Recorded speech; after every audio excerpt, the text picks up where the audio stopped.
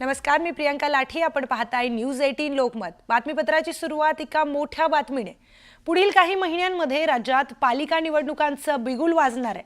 सर्व देशाचं लक्ष आता मुंबई महापालिकेवर असणार आहे. यंदा राज्यात बदललेल्या राजकीय परिस्थितीत मुंबई महापालिकेवर कुणाची सत्ता येणार याकडे सर्वांचंच लक्ष लागलंय.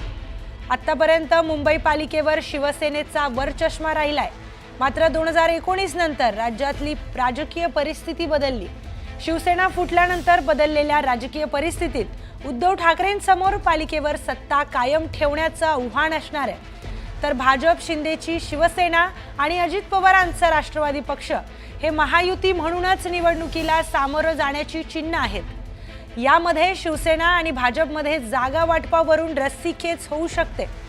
पण भाजप 120 पेक्षा जास्त जागा लढण्याची शक्यता वर्तवली जाते. तर शिवसेनेचीही 100 पेक्षा जास्त जागांवर लढण्याची तयारी सुरू आहे. त्यामुळेच मुख्यमंत्री फडणवीसांनी सांगितलेलं एकमेकांविरोधात लढण्याची अपवादात्मक स्थिती मुंबईत निर्माण होण्याची शक्यता वर्तवली जाते.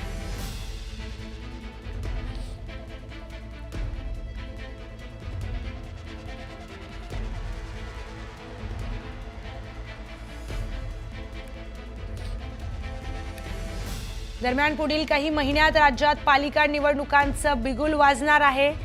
सर्व देशाचं लक्ष आता मुंबई महापालिकेवर असणार आहे.